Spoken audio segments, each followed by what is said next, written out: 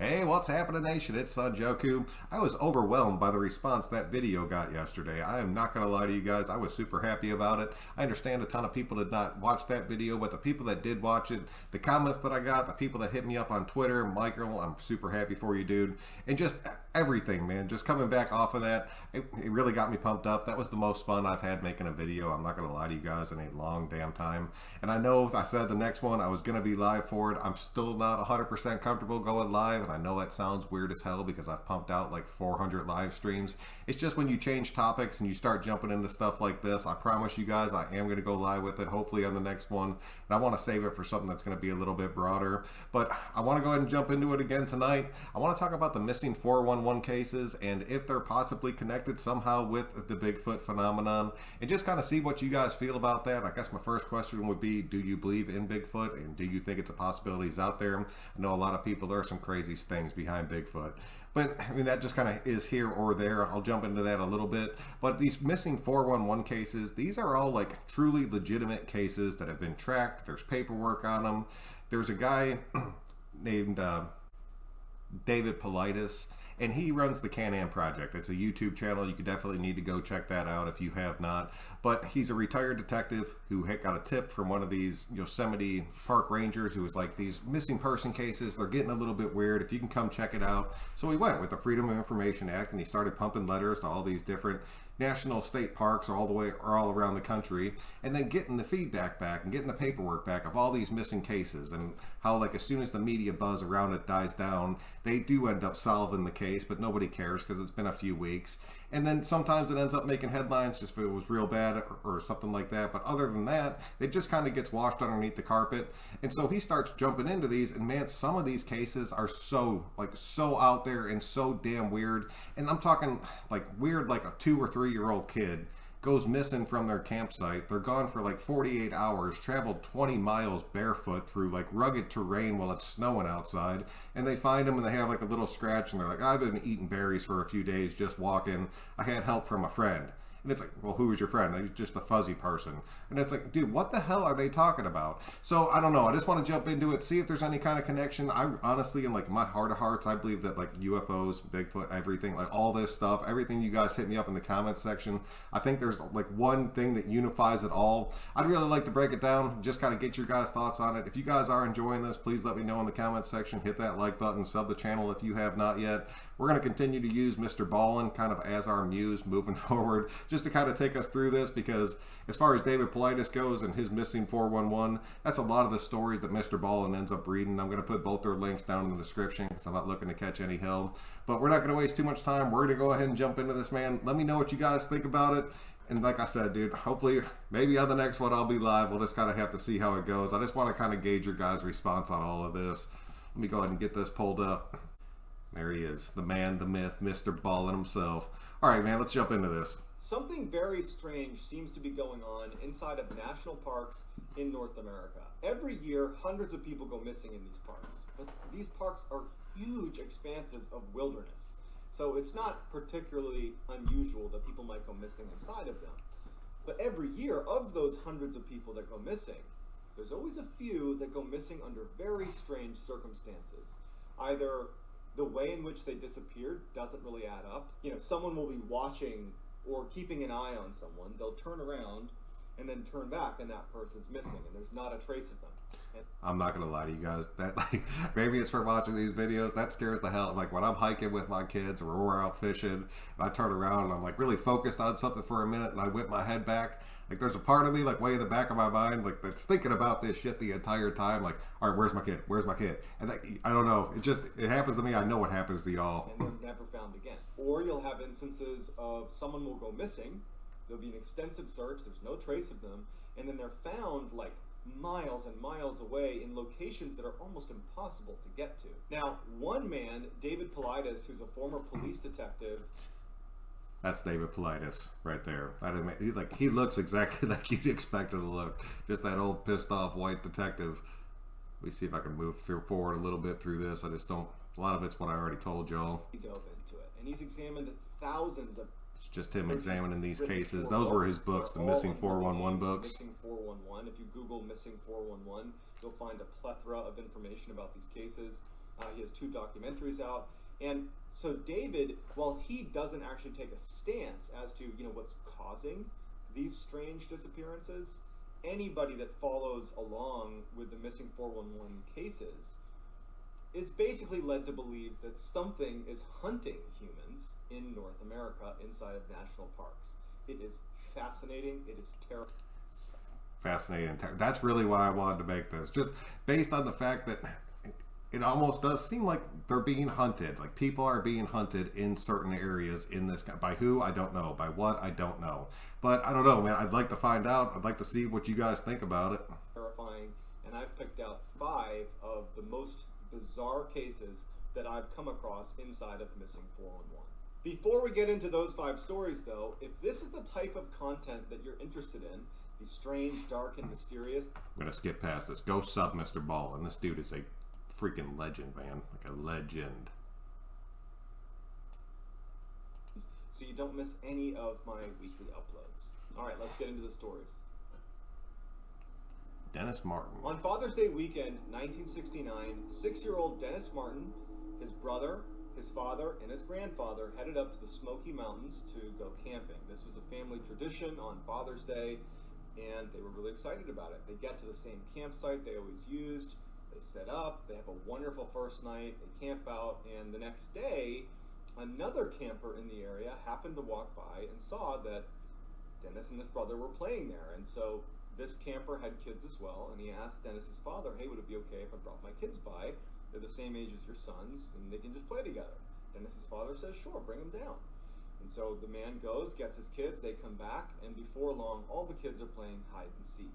Now, Dennis's father would say that he had an eye on Dennis the whole time. He was just at a distance, but watching his son to make sure he didn't get lost. And so at one point, all the kids are hiding from the parents. And, at some point, the parents say, okay, show yourselves. And all the kids, except for Dennis, show themselves. And Dennis's father has watched Dennis go behind a particular tree. He watched him do it. He was watching the whole time. And so when they said, that has to be the scariest, like gut-wrenching feeling ever. It's just, well, your kid, like you're the oh man, your kid is the one that does not pop out. Come on out, and he didn't come out. He actually wasn't that concerned because he knew exactly where his son was. And then after a few moments, he yelled to his son directly and starts walking over and says, Dennis, come out, Dennis. I know you're behind the tree. And when he finally got over there, Dennis wasn't there. Dennis's father immediately starts running off into the woods, screaming for his son. And he actually ends up running almost 2 miles up the Appalachian Trail, just hollering for his son, and he can't find him. And then the rest of the family had broken up and was searching the area because they're thinking, like, he couldn't have gone very far. He was literally just here. And Dennis's father had said before, like, I watched him go behind the tree. I watched him. I don't know where he is, but I watched him go behind the tree. And so they're searching everywhere, and Dennis is gone. So a huge search, in fact, the biggest search in park history ensues, with 1,500 searchers that included the Army Green Berets, so the Special Forces got involved. They are combing a 60 square mile plot. They're looking everywhere, and there is nothing. That's insane. There's so many people, like so many highly trained people looking for this kid. And nothing, like no trace. After knowing exactly where he was, there's no trace of him being gone. There's no trace. There's no scent. There is nothing connected to Dennis Martin anywhere. And so they go back to Dennis's father, and they're like, you have to tell us what you saw. Again, this doesn't add up. If you were looking at the tree, and he was right there, how is it that he has just vanished into thin air? But no one knew. That was it. No one knows what happened. I'm not going to lie. I would have been questioning the dad at this point, like all bullshit aside. No closure. He's just gone, and they never knew what happened to him. Years later, when David Paulides was doing his research for Missing 411 and was researching the Dennis Martin case, he interviewed other families that had been at the campground at the same time that Dennis had gone missing. And one of those families was the Key family. And they had asked a park ranger where they could go on the campground where they might be able to see some bears. And so the park ranger obviously said, be careful, but you can go over here to this section of the campground and you might see a bear. And so they head over there and they're looking for bears. And one of their children hears a scream, or thinks he hears a scream, and kind of directs the family to look in the direction of the scream. And from their vantage point, they could see up onto the side of this mountain where there was, call it sparse trees all over the mountain, so you could kind of see in between the trees. And they saw what looked like a bear running along the mountainside, but with something slung over its shoulder. Except the interesting thing about this bear was the father was quoted as saying that it didn't really act like a bear. It was acting more like a human the way it was running. It looked, hairy. That's kind of what I'm talking about. Like slung over his shoulder. And I'm not saying it's like a Bigfoot, like a skinwalker or something like that. I don't want to jump into it too much, dude. It's just weird. Like, and if that family did see it, why the hell didn't they tell anybody? And like an animal, but it was running and dodging between trees. It was holding this, what looked like a child over its shoulder. It acted almost like a human. And so you have a bear running on four legs does not have a leg that can stay up and just kind of hold something. It would eat shit. It would have to walk on two legs. Airman that has been spotted by the Keith family, and they bring this up to the investigators that are looking into the Dennis Martin case. And obviously the Dennis Martin investigators, they don't take this seriously. They think that they're just saying some ridiculous thing for attention or whatever it is. So it never really was entered into the case with Dennis Martin. It wasn't until the missing 411 cases that it was ever connected. But there really was a family that claims to have seen a bear man carrying a child about an hour after Dennis Martin had gone missing in the same area where Dennis Martin had gone missing. So that poor kid was just never seen again. It sucks. Keith Parkins, story 2. In the spring of 1952, 2-year-old Keith Parkins was playing with his siblings outside of his grandfather's ranch in Ritter, Oregon. And when the kids were all called in to have lunch, Keith was nowhere to be found. And so the siblings and the family went out and did a cursory search looking for Keith. And when nothing turns up, they call in authorities and a full-fledged search is launched for Keith. There's no sign, there's nothing. And 4 miles away from the ranch, they find several hours later some footprints that look like they might belong to a 2-year-old. And they start tracking those footprints. 2. This little kid's 2. And they go on for miles and miles, and then they just kind of stop. And it wouldn't be until the next day, 12 miles away from the ranch, that they would ultimately find Keith. Surprisingly, Keith, who had disappeared with not enough clothing to be out in sub-zero temperatures with snow on the ground and being 2 years old, he wasn't prepared for a night out. He was found alive, face down. Dude, 12 miles. That is a 2-year-old going 12 miles through the elements. 2-year-olds are still shitting in their diaper. There's no chance. There's no chance that kid made it. Whether some other person picked him up and took him, or something else took him up and picked him, no chance that kid covered that distance by himself. There's no chance in hell, dude. 12 miles away, his jacket and his hat had been stacked neatly next to him, and he had scratch marks all over his face, but he was unhurt. When asked, what happened, he was 2 years old, he had said a cat scratched him, and he kept repeating that a cat had scratched him. That was the only thing that he could articulate. No one knew how a 2-year-old, in the span of 20 hours, could have moved in the middle of the night 12 miles away. Les Stroud, who's a very accomplished outdoorsman, he's the star, he is Survivor Man, he actually, because of this case, went out and tried to actually cover the distance in the allotted time. You had 20 hours to cover this 12 miles, and he couldn't do it.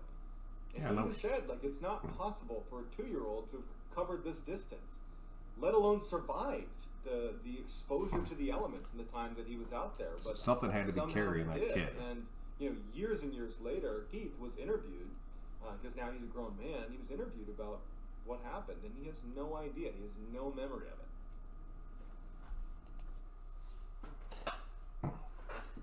I mean, maybe they got picked up by a bobcat, just sailed off. I don't know, dude. Like I've said, man, these stories, they're crazy, man. Story 3, Charles McCuller. At the end of 1973, 19-year-old Charles McCuller, who was an amateur photographer, had been doing a West Coast tour of the United States, going to all the different national parks to photograph beautiful scenery.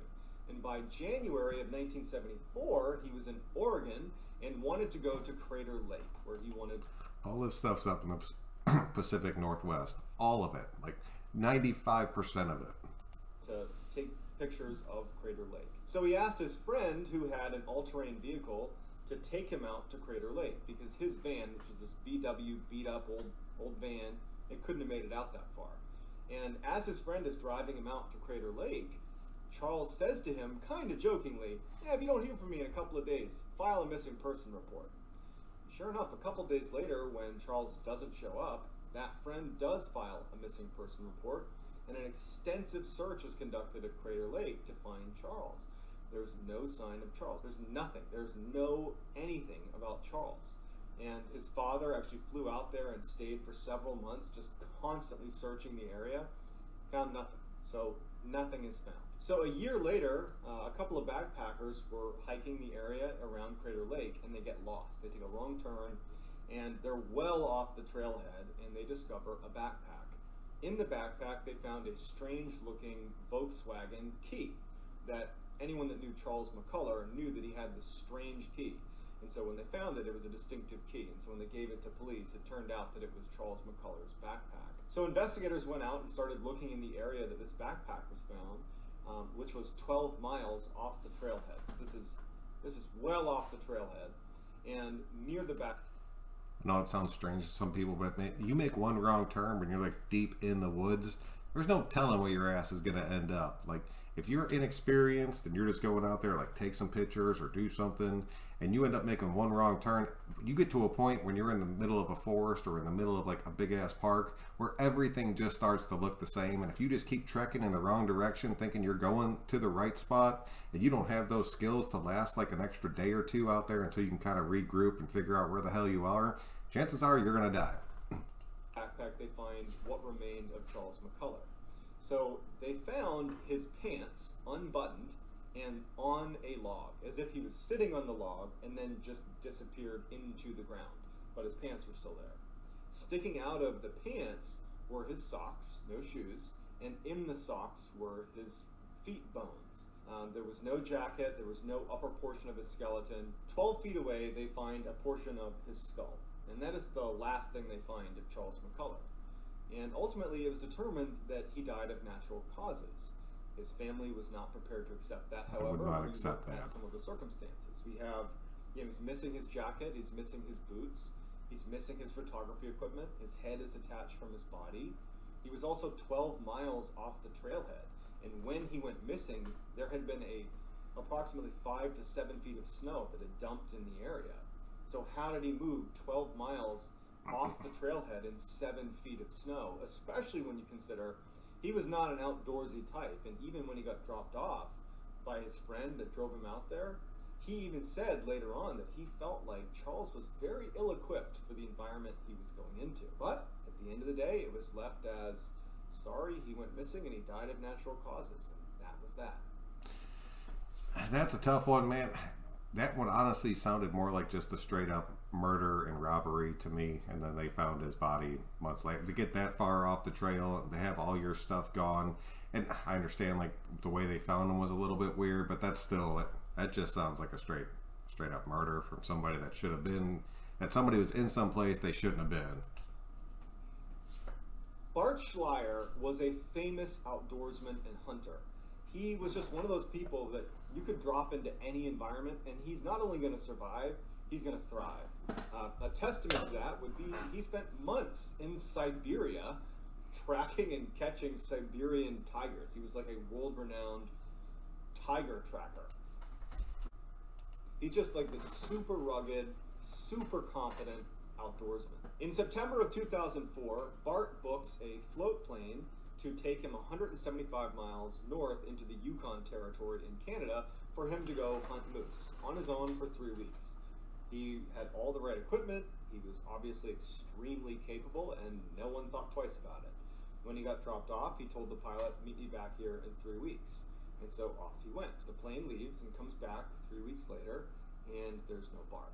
Now, the pilot knew Bart was like a god in the wilderness, and so he wasn't really concerned, but he went over to where he had been told his campsite would be, and he found the campsite.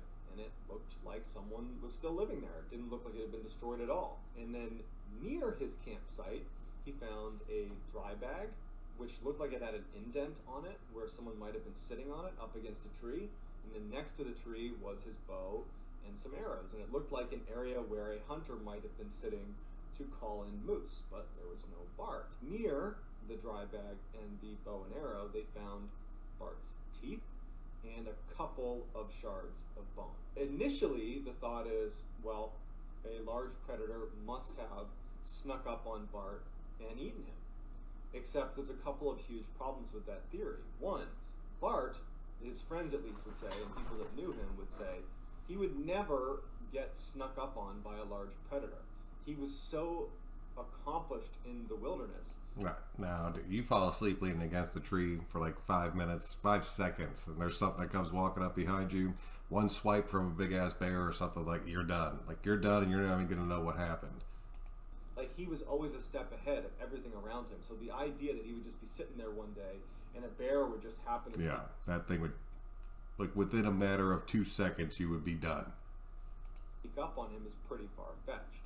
Also, in the area where his teeth and some of his bones were found, there was no sign of what they call a death struggle, where you're fighting for your life, you're smashing into everything. There's none of that. There's no marking on the ground or in the surrounding areas that a large predator had attacked him.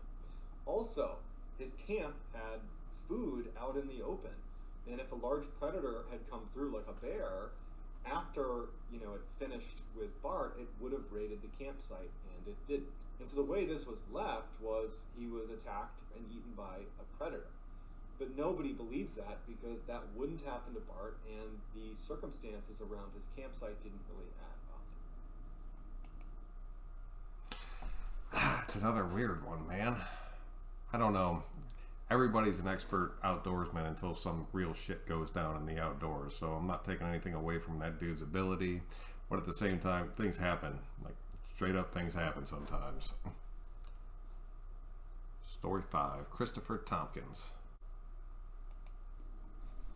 In 2002, Christopher Tompkins was working as a surveyor, and he was assigned to this 4-man survey crew that was working in Harris County, Georgia. And they were walking along this road spaced about 50 feet apart, all 4 of them. And Chris was the last one in line. And the third one in line would later tell investigators and police that as they were walking along the road, he would periodically turn around to just, for a quick second, make sure Chris was still there. And as they're walking along with no sound or any indication that anything's happened, he turned around, saw Chris, kept walking. A few minutes later, turned around, and Chris is gone. The third guy hails the other 2, and they go, and they're like, where did Chris go? They're looking down the road, like maybe he stopped, maybe he stepped off the trail, but they can't see him. And they go back they start walking down the road towards where he would have been, and they find on the ground a pile of loose change and some of his tools that would have been in his pockets. And then they see one of his boots stuck in the barbed wire, because there's a little barbed wire fence that was running the length of this road. One of his boots was stuck in the barbed wire, and there was nothing else. They searched the area. That sounds like something took him off his feet fast. Like took him off his feet and flipped him up. Like something going at full speed. To where if you did, you turn around, you look, there was somebody behind you, something came and just boom, like straight through them, and then you turned around and they were just gone. You wouldn't hear that. There wouldn't be time to react to that. They're looking everywhere, there's no sign of him, and it didn't make any sense to the people in this survey crew, especially the guy who was third in line. He was like, I literally saw him a minute ago, and there's no way he could have gotten away without me hearing or seeing some indication of where he was. But there was no sign of him, and he was gone. So after this huge investigation, they don't find any sign of him, and that's it. They're just like, yeah, he's gone. They did find, 9 months later, they found his other boot near a swamp 900 yards away, but it didn't provide any more clarity into what happened to him. However, if you look at the pile of loose change and things that were in his pockets that were on the road, it indicates that at some point he may have been turned upside down. Yeah. If you think about the entirety of all of these strange stories where the idea being someone could be hunting humans, Just like that first little kid. Like he had it up over his shoulder. Like something just ran by, grabbed him, scooped him up, threw him over his shoulder. All his shit and tools fell out. His boot fell off, got caught in the fence, and then 900 yards later, his other boot was found by the swamp because he was still struggling and finally probably knocked off at that point. Man, I don't know. Picture in your head Chris Tompkins walking along and something flipping him upside down, dumping the contents out, and then being gone in a matter of a minute where no one can see where they went. These five stories are just a fraction of the literal thousands of others that are covered in the Missing 411 series. And while many people believe that all of the cases in Missing 411 and any others that ultimately are considered strange inside of these national parks have a rational explanation, even if we don't know what it is. Whereas another group believes that this Missing 411 phenomenon is an indication that something is hunting humans in the national parks across North America. Some say Bigfoot, some say aliens, some say something else. Bears. But I don't know, man. It's sketchy. Like, definitely sketchy. Paranormal is certainly the other camp in terms of trying to explain away what these strange disappearances are from or what's causing them. Whether or not we ever find a definitive conclusion remains to be seen, but I would love to hear what you think is going on inside of these strange cases. All right, man, that's pretty much what I have for you guys tonight. Definitely go sub Mr. Ball, and his link is in the description. If you guys want to continue to go down this wormhole, I would love to do it. We got plenty of time to kill over the next couple months, so hit me up. Let me know what you guys are thinking. But until next time, guys, I'm Son Joku. Thank you all very much. If you could click like on this, it really does help me out to keep me growing. We will see you guys for the next one.